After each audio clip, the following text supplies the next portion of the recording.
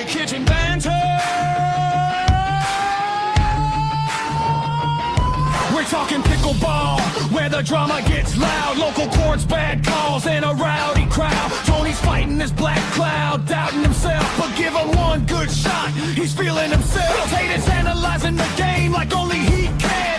Daniel's on the mic with a grin and a smile. Don't get too close or he'll lob you in style. Let's get your banter. So we got Jason here, the infamous Jason, the local infamous Jason. Everybody knows Jason Weiss. What's up?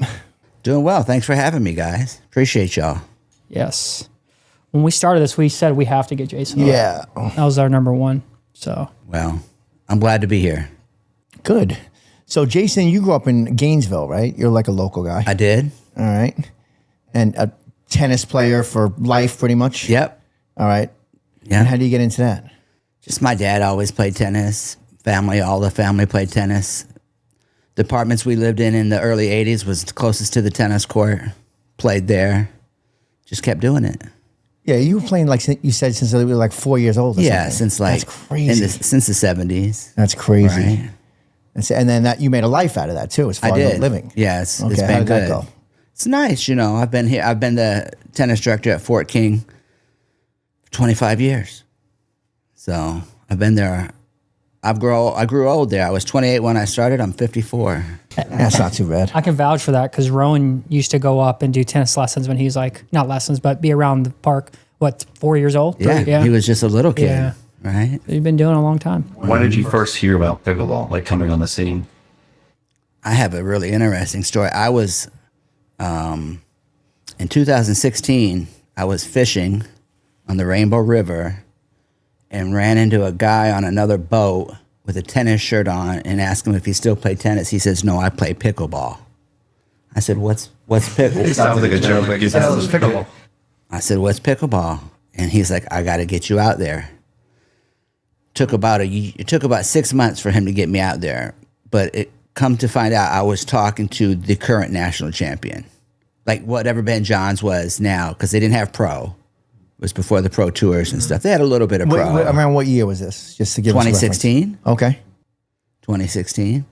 And him and his partner were the current, national champions, tournament champions, U.S. Open winners.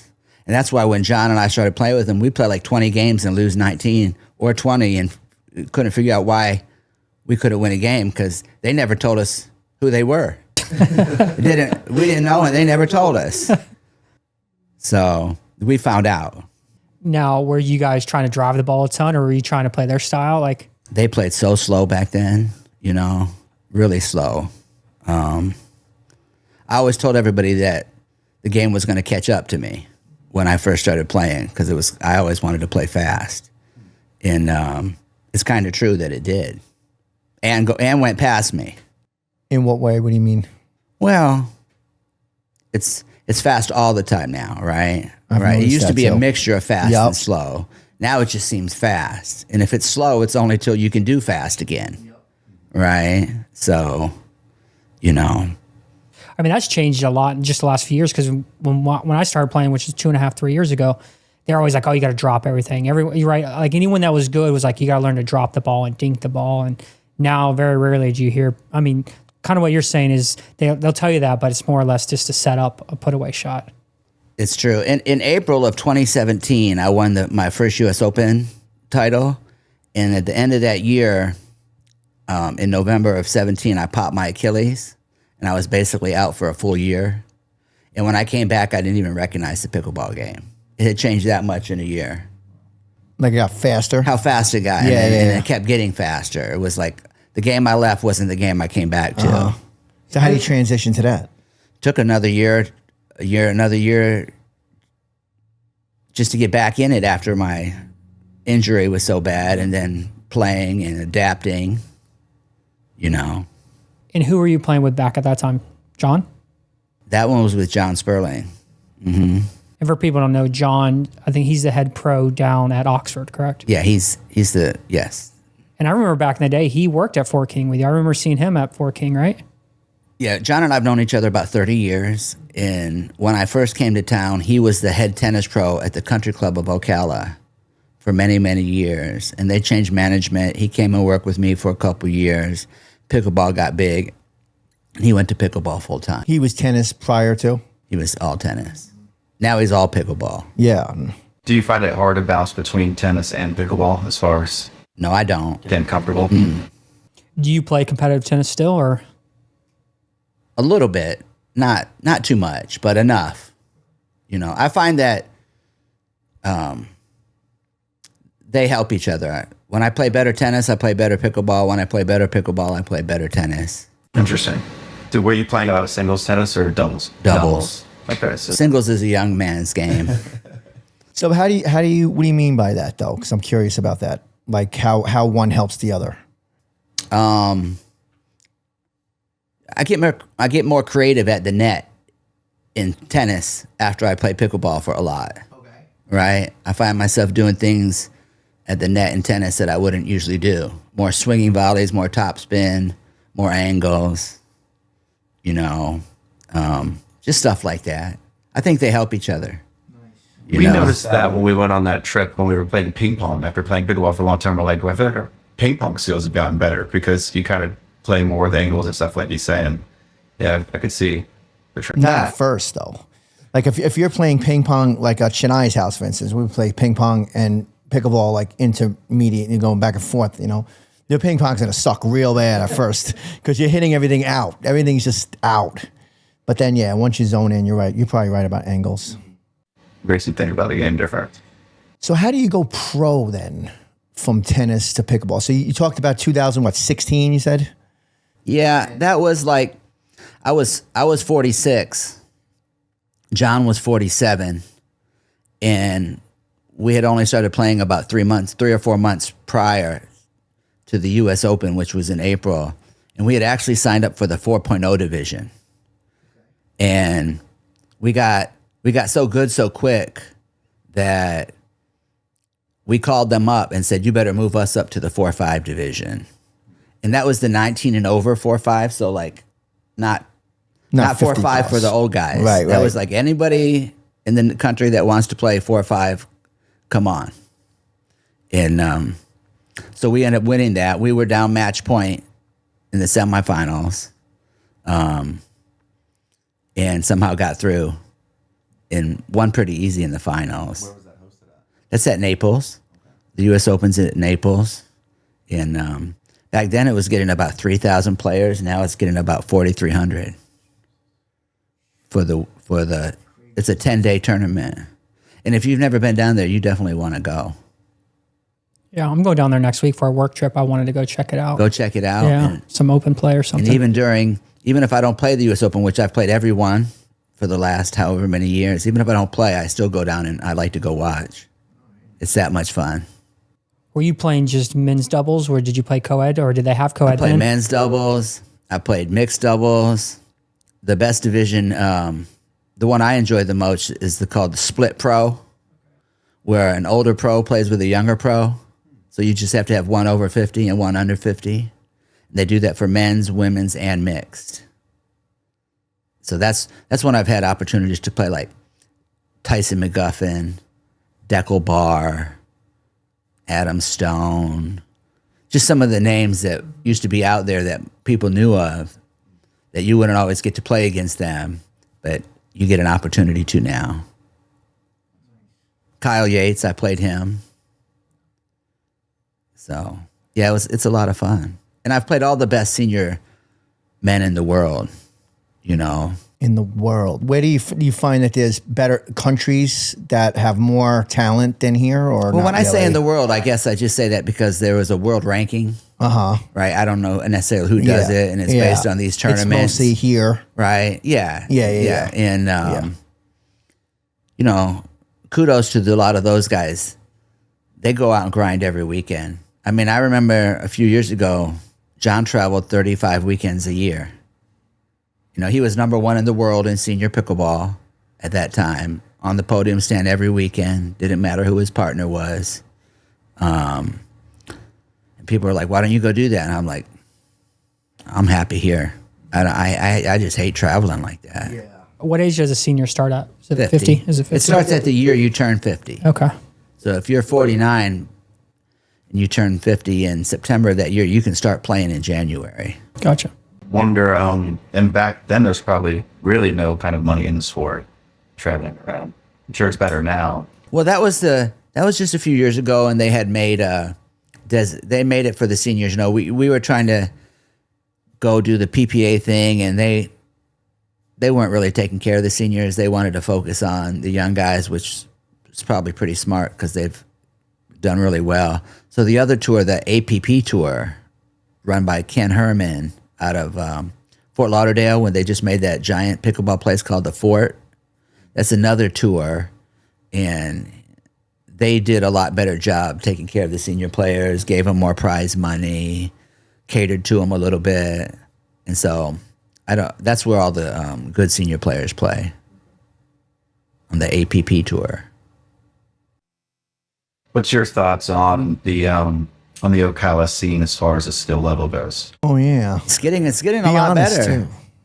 I mean, I saw your podcast when Tony was talking about me, and and they said the gap is closing, and it definitely is.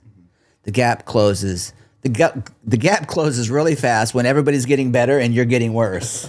Okay, so it closes extra fast. All right, because I'm definitely not getting any better. It's like he says.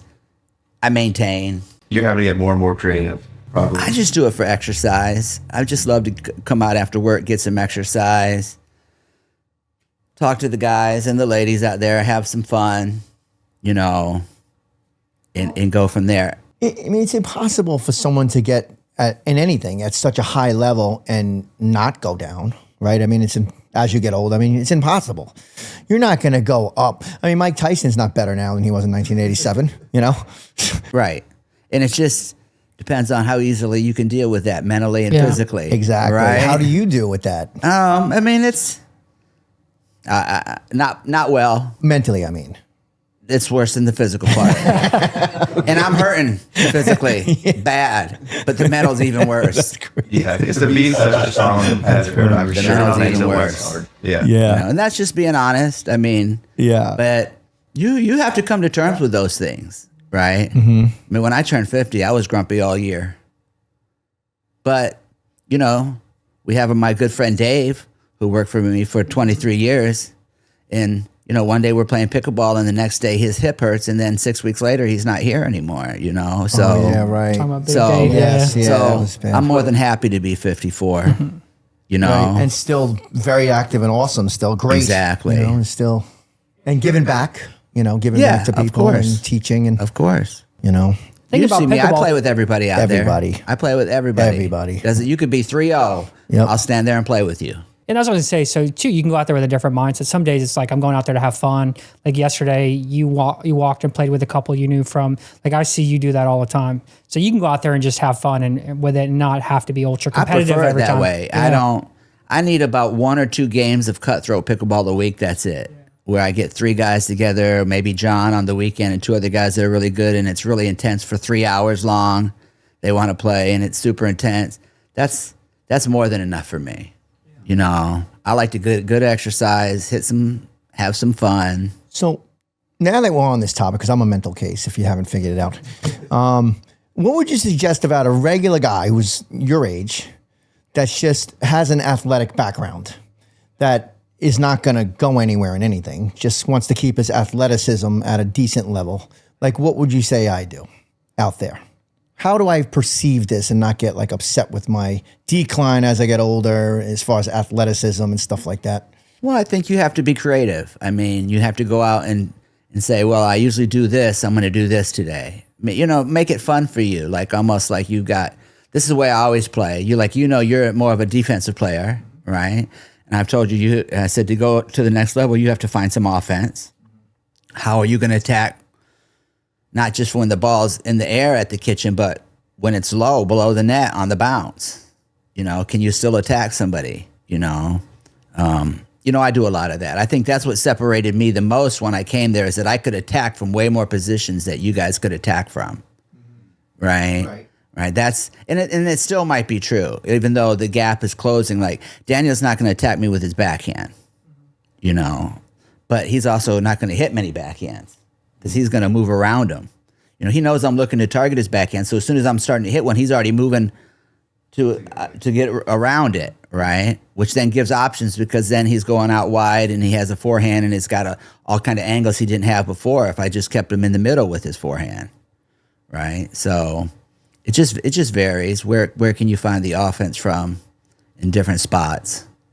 Yeah, and it's just sometimes you want to do what you're good at, but sometimes you also got to do what your partner, the competition's weak at, right? Whatever their weaknesses are. And kind of, I'm always trying to juggle those two things. What do I do well? And then I want to do what I do well first, but then I want to attack someone else's weaknesses too. So, Which I think kind of what the whole overall thing is, Tony, is stop looking at your game overall. That's because as you age, like you may decline this and that. Just focus on one thing you're trying to improve in.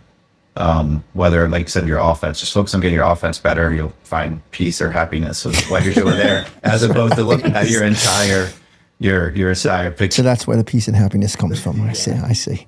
Nothing Maybe external, so. like finding a good woman or nothing like that. Fuck all that. Just That's getting where the more real peace and offensively. happiness is. Yeah, just pickleball offense. That's it.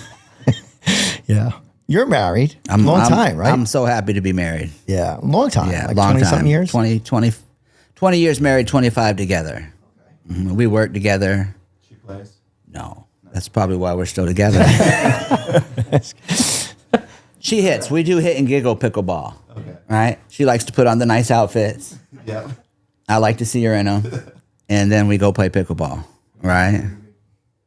So that's about it. Yeah, I've met her once or twice, I think, out there, but not often. She's not usually with you. No, she has her own stuff. You know, we're good like that. I And do you my don't- stuff. Yeah, I was gonna She does say, her like, you don't stuff. have an issue. She doesn't have an issue with you playing a lot and stuff. No, Yeah, that's good. I gotta find that too. That's good stuff. no. so at Fort King though, you have space. You ever thought about having pickleball courts? Like I do. like permanent? Well, I have two line pickleball courts where I have on one of the tennis courts has pickleball, and we have one really nice net, and I teach there. I use it for lessons. I've only played there a few times when it was crowded other places, but it plays nice there. It plays well. So you're starting to do a lot of pickleball lessons too then? Some. Mostly adults or younger kids or? Right now, adults. You know, I'm not the only pickleball coach. Dre does pickleball. I just hired Justin Causey. Visor Justin is what I call him. He's doing some pickleball out there, so it's growing. And the reason I asked about kids, I didn't even know this. Some friends of ours are taking their little ones, like 6, 7, 8-year-olds, down to Oxford to do lessons. They just started some, young lessons. That'd be wild, right? To start that early. I've got to get on that bandwagon and do that before I lose that market. So I think it would be good. That's kind of why I'm bringing it up. Like, my little one, she's done a little bit of tennis and she likes everything, loves nothing. But, that's probably an age where it's easy enough to sign them up, see if they'll actually like to do it for a few months or whatever, and probably get a decent turnout. So, yeah, we're in a situation where we're still really busy tennis-wise, right? A lot of pickleball players think tennis is dying because they go out to the parks and they don't see anybody playing there, but it's absolutely not true. You don't see anybody at the parks because tennis has graduated from a park sport to a club sport, which is exactly what pickleball is starting to do right now, right? So you used to have no clubs in town. Now you're about to have 2 indoor clubs. So that means if there's people going to the indoor clubs, there's less people where? At the parks, right? So it's going to transition. You could go to any of the 3 tennis clubs in Ocala on any day and see a ton of tennis players. And in pickleballs, to be successful, it will have to be that way because things have to progress, right? What about the opposite way though? Like tennis players, how they feel about pickleball? Don't they think it's kind of dumb? Like real tennis players. Most of my tennis playing friends enjoy pickleball. I have a few that say I'm not ready for that yet, right? But there's usually a misconception that they can't get as good of a workout or something. But we all know that when you play pickleball, you can be just as tired. You can get just as good a workout from playing pickleball as you can tennis. And I'd say maybe even better sometimes, especially if you're not as proficient at either sport. Because tennis, if you go out to play tennis with 3 tennis balls and you spend time just chasing the tennis balls around, picking them up, right? But in pickleball, at least at a more beginner level, you can keep the ball going. There's nothing you can't reach on the court, right? So the points tend to go longer. That's what makes it more social. You know, you're close to each other. You're not 90 feet You away. can talk while you're playing. Even. You know, all I'm thinking about in tennis, 90 feet away from that guy, is I want to kill that guy. Right? But in pickleball, you're up close. You're thinking maybe we could have a fun dink rally that turns into a hands battle with a few resets and then get it going again. And if you do, sometimes you don't even care if you won or lost that point 50 shots later. It was just fun. Right? It was a fun point. That does not happen in tennis. No. Never. Never will. I mean, I'm thinking in my head. I played tennis for, I don't know, 6 months a year, and I stopped playing because I'm like, I have to chase that ball everywhere. I was part of it, and I was reasonably good. I was not at a high level at all. I mean, I'm probably just a little better than average, but I just true. Like I felt like I spent more time preparing to play the game or going to pick the ball up than actual hitting the ball and playing the game. That definitely happens. Yeah. And it's very, it really depends on who you're playing with too. Like there's such a factor. You have to be kind of around the same level. Otherwise it's not going to really be a good game. It's a really apparent, you know, you can't even hate. That is actually true about pickleball. You could play on different levels and still have points and stuff. Yeah, tennis that's not going to happen probably. No. And there's no way for me to hit the ball nice to you 90 feet away all the time in tennis where I could hit the ball nice to you on a pickleball court. Right. You might find everything difficult from 90 feet away on a tennis court, but 7 feet away on a pickleball court is probably pretty easy. You never hit those nice shots to me on Yeah, pickleball, though. not I just want to throw that out there. Not All the Daniel. time. That's the reason why you've won recently. Once or twice. I started there at the same time with pickleball at Fort King. I took the, what was it, Love to Learn or You something? did, yes. We do the Yeah. Love to Learn program. Yeah. It was fun. I loved it. I And- absolutely loved it. For tennis or pickleball? Yeah, tennis. Yeah. Yeah, but I was playing pickleball at the exact same time. And I just like, it was too much because I was learning both. So it was too much for me to kind of, I just veered more to pickleball and then I just stopped with the tennis. But if I started tennis without the pickleball interference, I would have kept going with tennis. I liked it. I would have just kept learning and doing the beginner tournaments and stuff that they were trying to get you to do and stuff. I loved it. I think the biggest difference is you can go out to any pickleball park and go there and you can find a game. You're not going to show up to a tennis club and just go, can I get a game? Right? You're coming with 4 people. You're meeting somebody there just to play singles or whatever. There's not a group of people that just hang out that are ready to hit with you at any second. That doesn't happen. True. It's very social. Wherever I am, I play. Yeah. I'm playing St. Pete. It doesn't wherever, matter I just where you pop are, in, right? Yeah. And it's a nice community too. You know, they're always like inviting. Hey, I don't know you. You new? No, I'm just passing through. Want to play? Okay. Yeah, for sure. No, I've met the greatest people like from all over the world playing pickleball. Yeah. You know? I met a guy at the Villages one time who was about to leave because he sat on the bench so long and he was about to leave and then I stopped to talk to him. And I said, "Oh, don't leave. I'll play with you." And this guy's family's won the Iditarod like 5 times. You know? And I was like, the Alaskan race, you know, for weeks in the snow with the dogs all day. He's like, yeah. I'm like, okay, you know, they passed the tough test. Yeah. You know what I mean? But I've kept in touch with them throughout the years, you know. That's the Seavies. The dad won it, the brother won it, the other brother raced in it. I was like, man, that's something else. And if I wouldn't have stopped that guy, I'd never have that relationship, you know. Yeah, it's a segue. You know, I mean, you could do it at the bar, I guess. But I mean, that's not the healthiest way to do it, right? If you run around there just going to bars and stuff, you can make conversations. But aside from that, what else could you do? Pickleball. Just get into the pick and meet people. It's get the best numbers. way right now. Yeah, I think so. It is. And it's the most healthy way, too. Right. You know? For most people that can emotionally Well, handle yeah, it. not That me, maybe. And you immediately have something in common. It's like, hey, you want to meet up next week? Like pickleball night, you want to meet up next week and have another trend this far. You know? Exactly.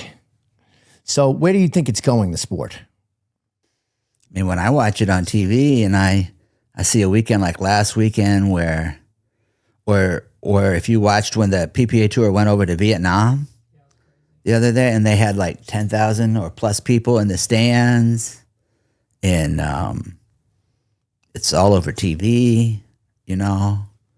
Yeah, I mean, Major League Pickleball has big time owners. They had some financial issues they're working out, but yeah, it's pretty incredible. It's gonna be pretty mainstream pretty You think soon. like tennis level? I mean, I don't know if it's gonna. I mean, it might in time. I mean, tennis's heyday was in the early '80s. McEnroe, Connors, that was like the equivalent of what pickleball is now. The what you call the spring, where everybody was so, you know, into it, and you know, all the kids are doing it. That's how tennis was in the '80s, and it kind of grew, and then it peaks off, and then it slows down and picks up again. And I imagine pickleball will be like that.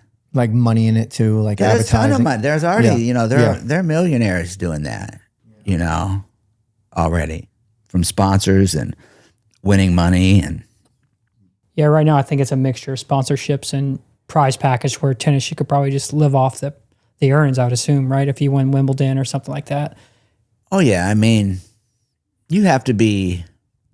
Tennis is tough too, though, because it's how expensive it is to travel around the world. You know, you have to be a pretty high earning tennis player. You can't earn $1 million and think you're going to travel around the world and play tennis for a year with coaches. So, you know, it takes more than that. You have to get somewhere. You have to call it a day at one point, or just keep plugging away Oh, with I've no had money. a lot of friends that were on the pro tour that went out there and did it for a few years, traveled around, and then just said, we did it. We had fun with it. We're going to pack it up. Yeah. You know? Just got to move on. Mm-hmm. Kind of like baseball, right? We talk about baseball like that. I mean, MLB is insane to make it to that level, but you could make it to the farm team, and you could plug away at 23, 25, Right, 27. you want to be 35-year-olds playing in the minor league. There you go. Right. I mean, I'm not making enough money really to do what I want to do in life. I'm sacrificing a lot of time and energy, and at one point you got to call it a day. Give up the dream. So, I mean, I guess everything's like that to some degree. Yeah. It's choices. Right? But as far as the game, I meant also as far as the way the actual game is going. Like you talked about the speeds changing and everything. Like what do you foresee? Do you see more infiltration of high-end tennis people coming in, or? Well, you know, it's funny that when the pickleball people say to me that when I read on the forums or I hear that the pickleball people don't like the tennis people, because you wouldn't even get to watch the level of pickleball you get to watch now if those pickleball players hadn't played tennis. Right? Tennis makes them that good, right? So the same thing, like when I had never played pickleball, but I picked it up, I could do it. The same thing that made me good is what also makes you bad, though, right? You're good because you played tennis, and then when you get to a high level and the nuance of pickleball, well, you're also bad because you played tennis and you don't have this kind of nuance. Yeah, you have to unlearn some things. You have to right? unlearn, right? So the only thing harder than learning is unlearning, right? So the learning part's easy, then it's the unlearning part that becomes difficult. We've talked about this and on some prior podcasts.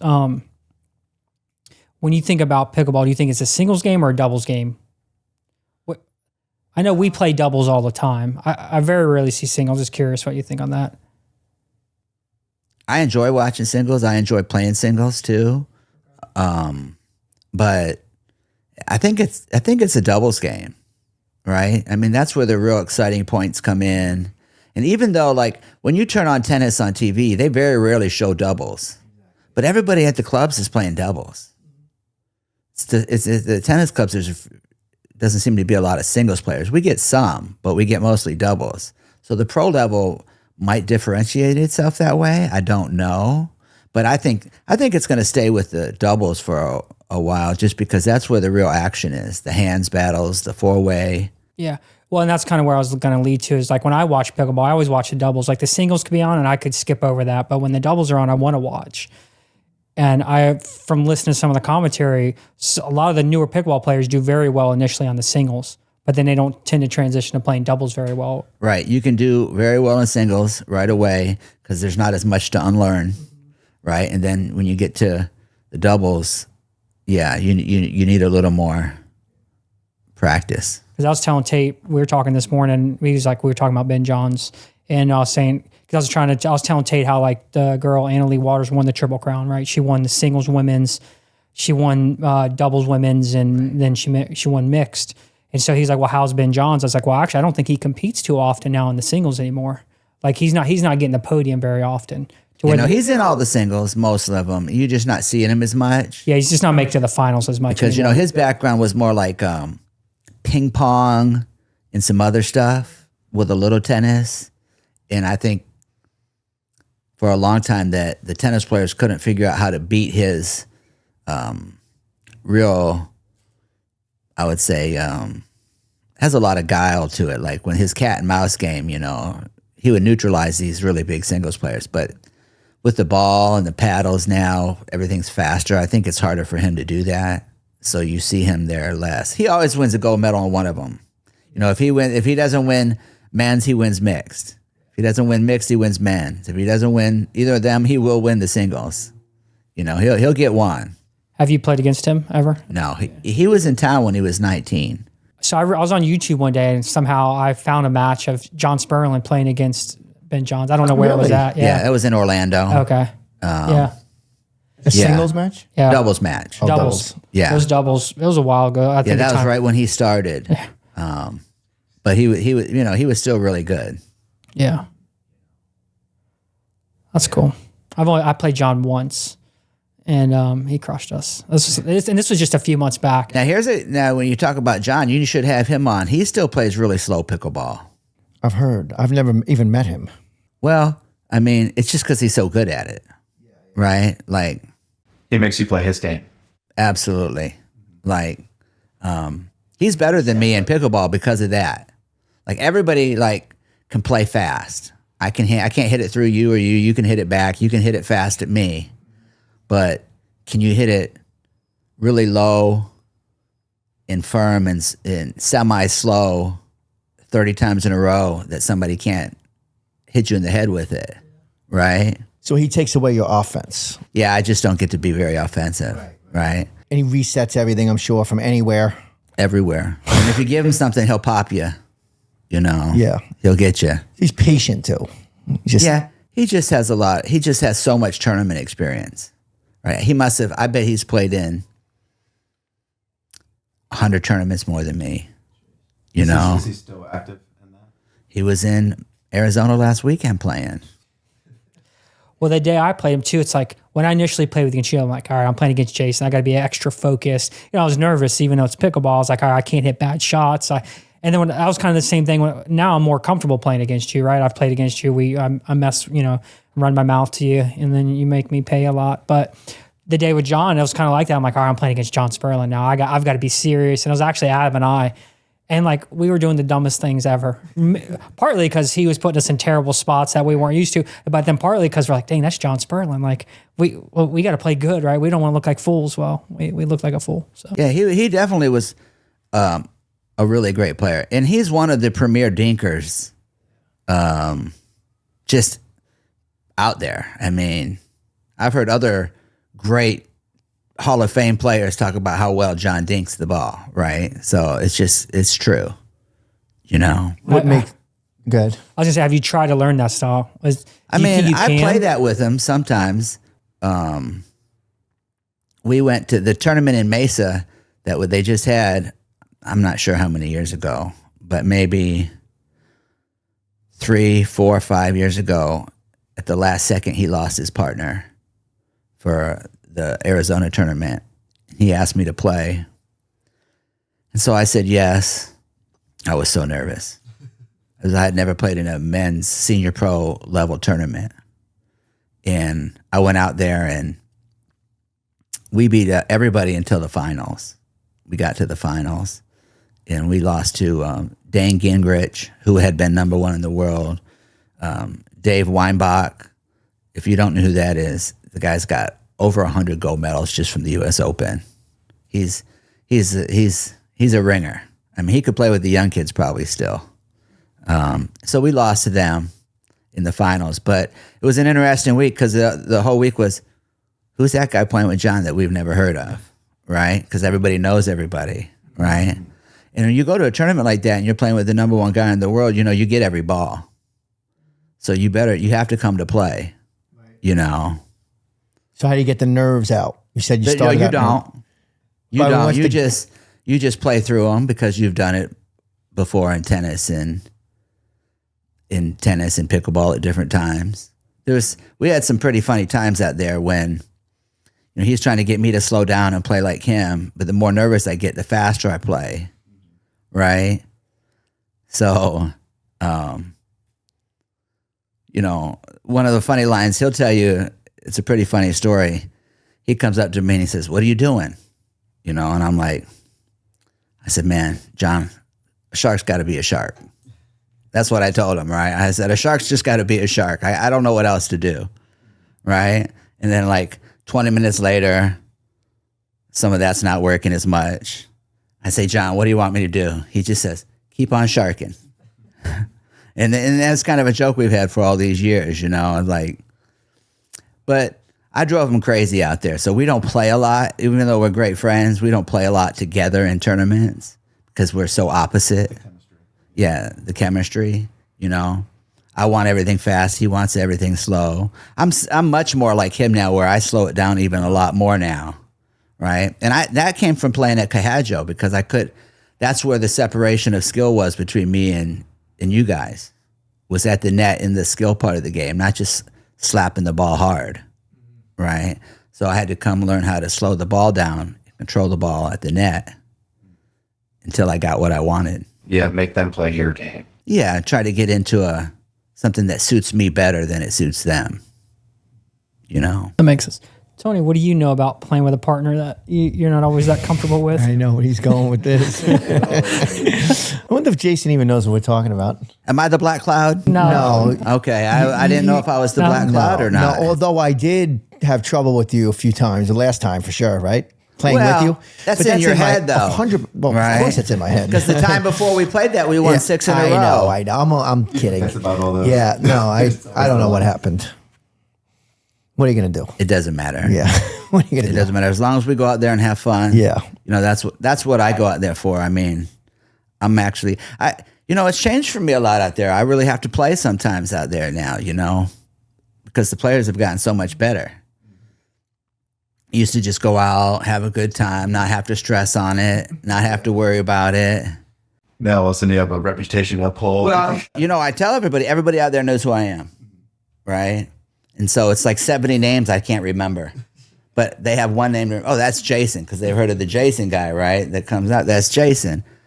I'm like, sorry, what's your name? You know, I'm constantly doing that to people. yeah, but you do well with that, though. You know a lot of people. I'm trying. You're very better than trying. You're personable. You've always been since the day I met you. You were personable. Oh, yeah. To us and me and Sam and Evan and Daniel and everybody I know. I want it to be a good atmosphere, you know, more than just friendly. I've seen when things go wrong, I get in the middle, you know. What do you mean? What are you talking about? You know, when things aren't going right, I will get in the middle to try to get it to go right. You know, that also probably comes from being the tennis director at Fort King, where I have to keep the peace. Right. You know. Right. I've heard there, being drama out there at Fort King before. There's drama everywhere where you get competition, right? Competition and drama go together. Yeah, and the most part just usually ends right when the match ends. But occasionally you get some people that after the match want to keep it going and things like that. Because to me, the competition ends like when the game's over. That's it, right? Like you're competitive during that It's time. easier for men to do that. You know, men's tennis and women's tennis is different tennis, even at all the way to the pro level. I asked Brad Gilbert, the famous coach commentator, about it one time when I saw him at a tournament. He's like, "Oh, the guys in the locker room, they'll high five when they're done. These girls don't talk to each other." You know? Yeah. I think it's because for the guys, they just know how hard what they've had to. This is the only other person that knows how hard I've had to work to do this, right? So we better have more in common than we don't. Yeah. Well, why wouldn't the woman do the same thing? They just want what each other has too much. Catty, they're just catty, meow. they're trying to climb that ladder. They feel like there's not that much room at the top to have maybe multiple good women, so there's a smaller space that they have to try to win. I think it's what I said. They're just catty. Catty. I think it's funny that you thought you might be the Black Cloud, though. Oh, yeah, you're not the cracks Black me- Cloud. That cracks me up. Yeah, you're not. You're definitely not. Yeah. Not that it would matter, but you're not. Tony is actually basically you're 9/10 of the Black Cloud. Yeah, he's his own Black Cloud for sure. The spiral. He's gotten better. No, he has. At that, yeah. I think from when I started playing there a long time ago, I heard him screaming more. When's the last time you drew a paddle? I've never seen him throw. No. I mean, Daniel throws paddles farther than I do. I've thrown a paddle twice, but I yes, thought it was going to kill Evan one day. Yeah. And I actually called Evan before I knew that they were such good friends. I said, hey, is that guy going to kill you? He's like, oh, that's Sam's dad. I said, okay, all right, I got it now. I understand. Your family. Yeah. Yeah. You've known that a long time. Yeah, that was a bad day. Yeah. Just got on my nerves. Yeah, it happens. I would never do anything to anybody. You'd have to come in like literally punch me in the face before I would ever do anything. Yeah, that's not going to happen. So, but I did yell. This is off topic. How's your other friend, the big guy that you had coming out for a while, the really big guy? Oh, William. Yeah, how did he do? Oh, How's he oh, doing, by yeah, the way? so, I was he's- really hoping he would use pickleball I know. yeah. See what I'm saying? The personable. You remembered, Yeah. right? Yeah. So Well, that was a long time ago. Probably a year ago, right? when I see somebody like that, I really feel for their health. Well, you know? yeah, And he has he's a family. And Yep. He's got right? a new baby too. Yeah, Like that's a what I'm saying. 1-year-old or something. Nicest guy, smart guy, Yep. right? Very smart, very successful. Yeah, very successful. Christian guy. He was just a good guy all around. So yeah, he wanted to play because of that, because of the way he wanted to figure out a way to get exercise. He was an athlete young. He was a ball player, basketball, baseball, slim guy, but over time things happened. So he's doing fantastic, but he just couldn't commit to coming. Couldn't commit. Part of that's just he's busy with work and stuff, but he was only playing not even a full game. No, he'd play 5 minutes and sit down. Right. He'd play like 3 points, sit, and Yeah, come back I mean, in. but that would never bother me. I would like to see more people try to do that. Yeah. Yeah, it's impressive that you even remembered him. Yeah, I liked William. Yeah. Everyone likes William. Yeah, he's great. Pickleball got Tony in shape weird when he first started. Now that you were like way out of shape. You lost it in 20 pounds? I lost it like, probably 25 pounds, but I think I lost too much weight, but whatever. Well, you didn't know me when I was heavy. A few years ago, I weighed 220. That's about where I was. But no, I didn't know you that. Yeah. No. None of it was muscle. None of it. So what happened? Just my knees were bothering me all the time, and I had so many injuries, and I don't know. I just decided I was going to get in shape. It took me about 6 or 7 months. I got down to 160, but people were asking my wife if I was sick. That's light for you, 160. Yeah, so then I'm holding about 175. That's a good weight for me. Yeah. I can hold over that. I can't hold I like being a little lighter, but I can't hold it. I just can't. What'd you do? Just diet good and stuff? Yeah. Oh, yeah. That's all it really takes. Yeah, there's no special diet. I mean, if you want to diet, just burn more calories than you take in every day. That's it. Figure out how much you burn just being an average person, and then how much you can burn doing exercise, and then eat less than that. And the rule is never drink your calories. If you're only getting so many calories, don't drink any of them, right? So for a long time, everything was zeros, water or something zero, A lot of people just try to eat change at once. It gets easier. You get a month or two in. I couldn't sit down. I couldn't even eat a big meal after a while, Get used to it. The routine set in too. Yeah. And then you get to a plateau, then it starts to go back the other way. Then you do want to go the other way. I'm battling it now, Well, you went on a trip not long ago, and then you said you came back a little heavier. Yeah, we went on to Dave's funeral in Wisconsin. It was 3 days, and it was like all we did was eat. We went from one restaurant to another restaurant because there was 13 of us there, and we wanted to be more of a celebration of Dave's life than anything else. So we kept it upbeat, and we would just one restaurant to another one. It felt like. Yeah, and you gained like 10 or 15 pounds. Yeah, in like 3 days. a week and a half, 3 days. I have to come home and go on a 2-week fast. When's the last time? Do you ever play any local tournaments like the Coehadjoe tournament's coming up Saturday? You ever want to play in those, or you just? No, I mean, for me, I like to play in the tournaments where there's a chance for glory. Yeah. Where Yeah, I might get to beat somebody I'm never supposed to beat. Yeah. Right. You David understand? kind of stuff. Yeah, like I don't play a lot of tournaments anyways, but if I'm going to, it's going to have that kind of unknown where I don't mind if I might get beat by somebody I never met, but I at least could beat somebody that maybe was really good, right? Something And test myself something like to that, conquer. right? Say, hey, I played Tyson, it went well, you know, or I played this guy and it was like 7 and 8, you know, and he's ranked 7.0, you know, versus these other tournaments that come in. It's not that I don't want to play. It's just that I don't think a lot of people want to see me playing. Like, you know what I mean? Like, they don't want to play against me in the tournament all the time, right? And what level am I going to play? And who is it fair to play with? You have nothing to prove. Yeah, it's not really a challenge for me. And honestly, the only thing that could come out of it is a bad loss, right? And I'm not even worried about that. I've lost plenty, so I'm not worried about that. But if there's no chance for a great win, it has to be balanced out, right? Risk is great not way to worth look at the it. reward. Right? Yeah. So, Yeah, that's inspiration. Well, I almost had to call. So I lost Dylan Grace. Was supposed to play with on Saturday. He texted me today. He's in college playing baseball, and he got called up to play on the varsity team this Saturday in baseball. He's like, "Hey, I can't play now," and I'm like, "Oh man," I'm like, "All right, I'm gonna have to ask Jason," but I actually got someone else to play. who Thankfully, you playing with? your good buddy Jorge is gonna play with me. Good. I thought he was playing with his dad. I thought he was supposed to, and then they never signed up or whatever the case was. So You'll have a great time. I love playing with him. Jorge. Yeah, he's about as nice as they come, isn't he? Yeah, 100%. Isn't he? And you took him in kind of in pickleball. I did. I mean, we have a. You'd be surprised how long our text threads are, or, you know, the things we talk about. Him buying a new house, maybe him getting, you know, engaged, or just life stuff. You know, I like to pick somebody like that, and if they need some, bring them along. You know, things I've already learned. What's his background? Was he a tennis guy before or anything? Baseball. You just jumped into He it? played baseball at CF, and Yeah, he's from a Puerto baseball Rico, player. right? Yeah. Yeah. And then I think he got his degree and then he just started playing pickleball. He started just after us.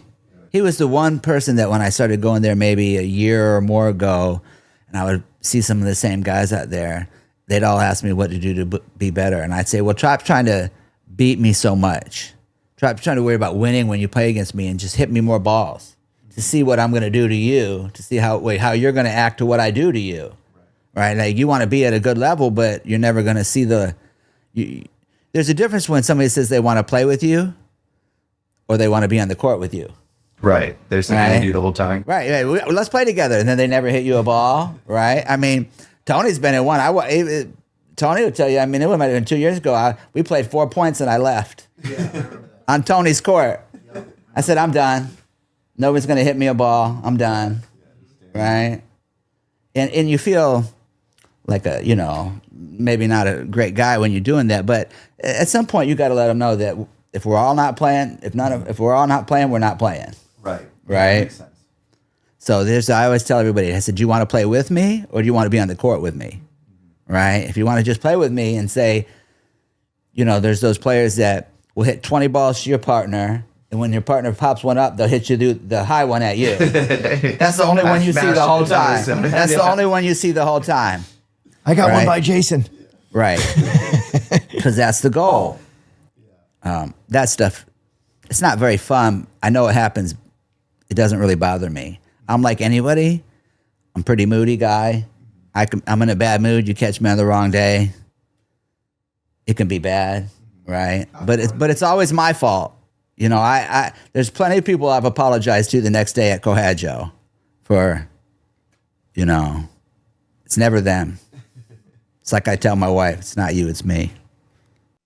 We talk about that too when you're playing with other people. Like, some take zero accountability and they want to blame your partner for the loss. It's I'm going to be no comment. I think I see the game differently than they do, though. You know, this is about to happen, so this is going to happen next.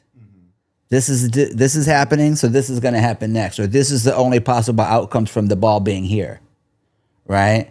So then I'm often wondering, well, why aren't they there, right? Yeah. So that gets frustrating. Very frustrating. Very frustrating. That's the biggest point for me. Is like I think I create opportunities that everybody else doesn't see, right? It's easy to you. And then it's, well, they're not expected to see it. They shouldn't see it, and I shouldn't expect them to see it. But also, if I'm playing with John or some other people, those are the kind of things that they don't go by. They don't slide by anybody. Oh, he's in trouble. Somebody's going to keep him in trouble. You know what I mean? There's no get out of jail free card.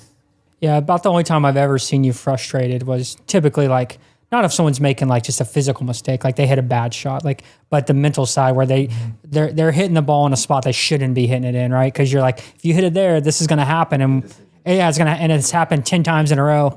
I remember one day we were playing, I won't say his name, but you're like, all right, I just can't play on this team anymore. After the game was over, you're like, we have to rotate. And it was funny because he kept just hitting the ball to someone's forehand when he should have went backhand. Well, I know you're talking about, and that's the day he stepped up a little bit to come play with some better players, right? So what happens for him and somebody like that is when they're a little out of their level and maybe their comfort zone, they want to do what they do really well, okay? But they're not trying to say what you do really well doesn't bother them at all, Yeah. okay? So you have to find less of what you do well and what they do poorly. Yeah. And if you're going up to those games, you should be going in with the attitude of, I want to learn from these games. I want to see what they're doing. He does let me coach him when we play, and I tell him things, and he's listened.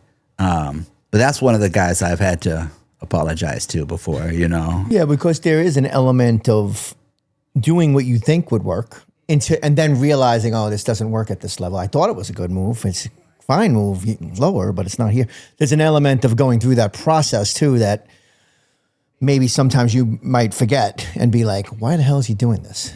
But if the guy did it like 10 times in a row, was not learning, to your point, what are you doing, right? Aren't you learning? Aren't you trying to make adjustments? There used to be a 4 or 5 game years ago before pickleball. I was playing since 16. So for several years, the only game I was getting was in the villages. And they had a Tuesday, Thursday, 4 or 5 game. Yes, these guys are older, but all of them, this is what they do. And they travel around and they play all the tournaments. And the 4 or 5 game was great. There'd be a few better players there. But you soon learned that once I got to a certain level that you could go there, play, think you're playing really well, then go up and play one other level. And everything that worked at 4 or 5 now does not work at 5-0. And there's only... that you would think 4 or 5 and 5-0 are right there. They'd be close enough where that stuff would still work. It doesn't. We kind of talked about that. And so I'm wondering, I'm sure you can go across it. Playing at lower levels, does it kind of hurt your game quite a bit for you, like going down? Because you're doing things that you wouldn't normally do, or you're trying harder shots that, you shouldn't be doing. Or Well, I think it's what most people want to realize is because most people always want to play with better players, right? And they don't ever think they want to play with worse players, but that's just not true. You actually want to play with everybody because think about it like this. You only get to practice your offense. You get to practice your offensive game when you play with weaker players. You practice your defensive game when you play with better players, right? And you play with players your own level, you probably get to practice both, right? So why would you always want to just play up and always just work on playing defense, trying to defend against these really good guys, right? You have to go in, play some lower guys, work on your offense, right? And then bring that to that. I was working on it over here. I'm going to bring it over to here, right? You're certainly not going to try to work on that against the best guys. They'll make you pay, That's true. That's a good point. I mean, that's something even when we were playing, Tony and I played you and who was it the other night? Jorge. Tony was trying to, because he's been working on his offense, right? We talked about that earlier. He's made a big effort to work on his offense. I noticed. And he was like, Daniel, what do I do, right? They're getting everything back. He's like, am I hitting bad shots? I'm like, no, you're not hitting bad shots. They're just really good players, right? So they're able to put it back. Because a lot of times when people put those back in a normal game, they're not putting it back in a tough spot, right? Like you guys are putting it back low or at an angle or something. I'm like, they're just really good. You're hitting okay shots for the most part. They're just putting it back way harder at you, right? Whether it's a backhand or, a forehand or whatever the case might be. Oh yeah, I remember you saying about how you'd hit a powerful shot and they would come back to you even more powerful. Well, yeah, you would normally be able to do a speed up that looked like there was a lot of room in the middle. And, at best case scenario, someone is a little bit lower level, might get their paddle on and it'll pop up or something. Where somebody, like, you're just going to slap it back. There's no gaps on a pickleball court. There looks like a gap is never a gap. Not a gap. There's no gaps ever on a pickleball court, right? There's nothing that a lean and a reach can't get, right? I mean, you have to have really created a lot of space or a high ball if you're just hitting a clean winner. That's why I go up. Yeah, and that's fine. And a lot of people don't like playing against that, right? Mm-hmm. Oh, have I ever said a word? Have I ever complained to you? You've never, no. Never complained, because it's just another part of the game, right? And if you can't beat it, then you need to play more of it. And I tend to do it a lot less against you, because you're so good at your overhead too. So Well, tennis players have better overheads, right? Than racquetball players, or don't mess with those badminton players though. Don't even hit them a lob. I don't know if I ever played one. Yeah. I was don't know. Was that? The badminton players? We used to have a friend who was a professional badminton player, and he would come to the villages and play pickleball with us. You never seen the stuff he could do. He held the paddle in a way I couldn't even begin to tell you. What do you mean? I don't even know how he held it. I don't know.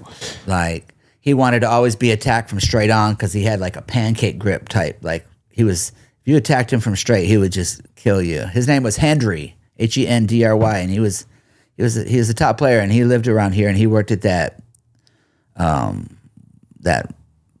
One Sports or something in Orlando, the big indoor place.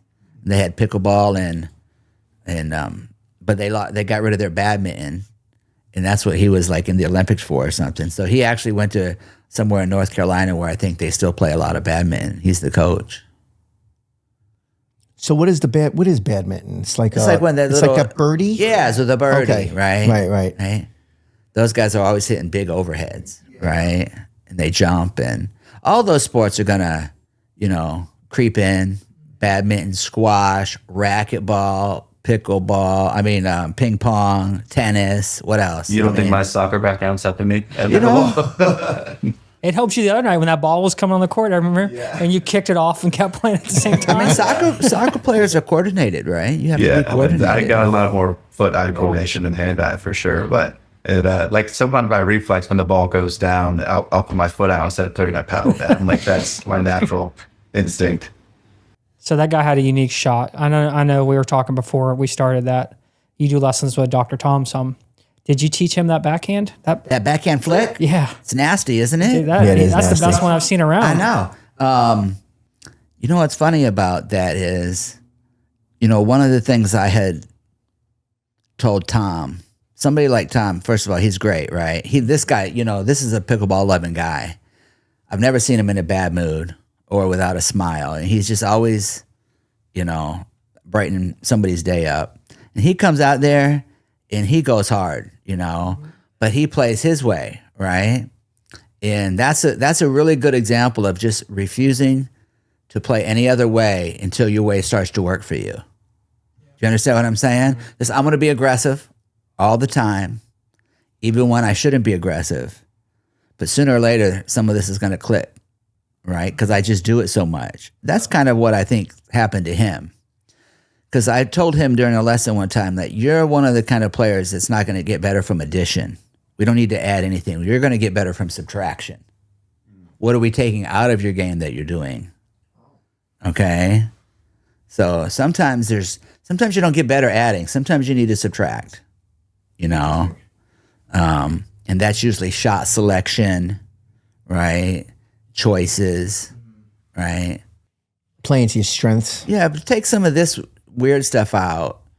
You'll be better just because you don't do this anymore, right? And he might have done that while also balancing it with, I'm going to be ultra aggressive all the time on the low flicks and everything like that. It's very difficult to defend a ball coming fast at you from your shoelaces. Yeah, I agree. It's the angle of the ball Ridiculous. coming Yeah. up.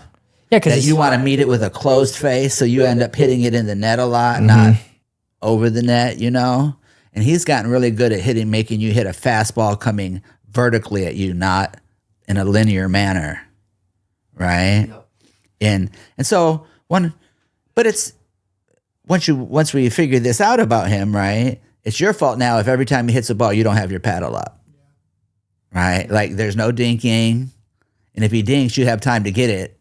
Just have your paddle up every time he hits the ball, and you're okay. yeah, I've typically only ever seen him play Coa games with his wife, and then we were at the Ding Tank, I don't know, a week or two ago, and him and I were playing together on the same team at a men's game, and we weren't playing very good to start, and then I realized, like, all right, he's just gonna, like, I run around my forehand, he ran around everything to hit his backhand. I'm like, hey, so we were losing to some guys who I felt like we should beat pretty easily, and I'm like, hey, why don't you just stay on that side and basically stack like he's a lefty?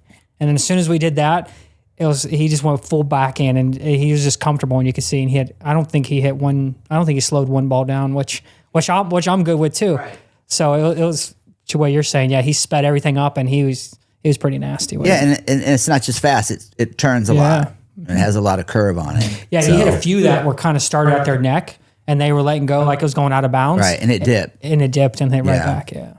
So. And I think that's where I don't think the paddles or the balls can get much faster without it being a sport that gets too dangerous. But I think you're going to get a lot more spin out of these paddles and balls soon. You know, I think that's where it's going. That the level's going to change because it gets spinnier, not speedier. You know, not faster, just more spin. Because it's hard to do top spin, right? You can do you can do cut pretty good, and you can do side spins. But to really make a ball dip is a challenge. But a lot easier now than it was a few years ago. Yeah, there's only a few guys out. Coehadjoe, I think, do a good job. But Tom would be one. Adam can spin the ball both directions very good. I don't hit a ton of spin. No, you're flat. Yeah, I hit the ball pretty flat. Which I actually trying to take more of. I don't always tell you this, but I watch what you do, and like, how can I pick up one of those shots or, you know, something? And I've noticed you're very flat because I'm always trying to get on top of my backhand. Yeah, I think that it's grip related. Like if I play in this grip, it's more flat. If I play in this grip, and to me, that's what I do to have fun out there. Is like, you don't know, I'm always messing with how I hold the paddle. Oh, really? Sometimes continental, sometimes Eastern, sometimes semi-Western. You guys never know. What do you like better? I think the game's going to where you're going to have to be more Eastern to semi-Western grip. If people knows what that means, it's not necessarily a great volley grip, but it lets the paddle be at a more parallel to closed face naturally with those grips. So with the closed face and, you know, a low to high motion, you're going to get a lot of spin out of it. Where a continental grip allows you to just square your paddle up to the ball a lot faster on a ground stroke or a volley, allows you to cut. You know, Continental's more the normal. Continental's like you hold a hammer. Right, which is what It's how you hold a hammer, most average people. right? I probably have a continental grip, I'm guessing. Right. Eastern's kind of like how you shake hands with somebody. Okay. And then semi-Westerns is actually getting under the paddle. That's odd. Yeah, it's odd, but that's where the game's going. Really? Yeah. And I've heard you. So the other day we were talking about grips, and you're saying when you get to the kitchen line, you'll actually change grips to a completely different grip. Right. It just depends on what I'm doing that day. If I'm using a semi-Western grip to try to hit topspin third drops, on the way in, I have to switch to a grip that's better for volleying. You know, Because I used to I never knew that was a name, but I keep it really open like that. So I've always changed my grip when I got to the line too. Yeah. Which I don't know what grip I really go with. I should probably. You're in between continental and Eastern. Okay. You know, you get a lot of side spin on the ball sometimes. Mm-hmm. You come across. That's my side. safe shot. Yeah. That's the side spin of the ball. But it is a safe shot. It's a smart shot. I put my thumb on the back of the paddle. That's okay. I mean, that's how I always say ping pong. That's how, when I'm at the front line, that's how when I was trying to learn a backhand, I did that. I'm like, maybe I could just play with because I feel like it'd make me turn it over easier. It ruined it. I couldn't do it. All the best two-handed players have their finger on that paddle on the backhand. That's why I've been messing with that. Yeah. I would like to learn how to do two hands like that. I see people work. Well, you're working on it right now, right? A 2-hand backhand. Jorge Yeah. does that a little bit, right? 2-hand. He backhand. does. He does. The problem I have is I'm thinking about it too much. So then I'll be a step behind every other shot, right? Like if I'm neutral and then I'm like, oh, it's 2-hand, but then I'll keep it gripped. So then when I go back to go to my forehand, I'm like, I'm going like, my reach is gone because I don't let the grip go. Like, because I'm still learning it and thinking about it. So when I go back to my forehand, I still have that second hand connected. I don't know why. I can't stop it. Well, in tennis, you actually change your grip with your offhand. On the frame, you turn it like this. You don't actually move your grip around. So in pickleball, since my left hand's never on the paddle because it's not big enough to have 2 hands on it, sometimes I forget to switch my grip because I'm so used to my left hand does it automatically. I haven't got used to switching it around in my right hand yet. So I'm hitting backhands with weird grips sometimes at the net. Just part of what happens, but that's still part of the fun for me is how do I figure this out and that out, you know? So still developing and experimenting. Yeah, always. Right? Nonstop. I think that might be it. Yeah, they're all. Thanks for coming in. You know, my last comment is the shark. That's going to be my takeaway. Yeah. The shark. Yeah. Got to keep on sharking. Got to keep on sharking. You know? You might be a baby shark, though, when you go to the big court, but you got to figure out how to go from baby shark to big shark. We were out there at that tournament. We were losing it. We were playing a game. John and I were down 7-0. And we walked back. I said, what do you want me to do, John? He says, I'm trying to play slow for John. Right? This is what he wants to play. He says, this is, if there's any team to play fast against, this is be them. Right? I said, oh, I can play fast now? He's like, yeah. What do you think the score of that game was? 11-7. 15-7. Yeah. They never won another point. Wow. He gave me permission to start playing fast. And then I started playing fast, and that's what we did. You know? It was good. But are we about done? Yeah. Well, let me tell you guys, since nobody can say it, congratulations to you guys for working so hard on your game and getting a lot more competitive out there to where you guys can, now you're playing with the 5-0 people and you can go anywhere and jump into almost any game and feel comfortable. And at least, even if they do things you can't do, at least you can say, I've seen it before, right? Yeah. So, yeah, that's what's been good about, I think, Ocala. I never could get a game here before. And now there's plenty of games in town. Yeah. Well, I appreciate I think it. you guys have been a big part of that. And this should help too. That's what we're hoping. Yeah. Perfect. Yeah. Thank you. Hey, my Appreciate pleasure. it, Jason. Anytime. All right. Got it. We'll come back with John. Yeah. All right. I'll drag his butt over That's here. it. Give him a note. Yeah. Let him know. I certainly will. Thanks, guys. All right. See ya.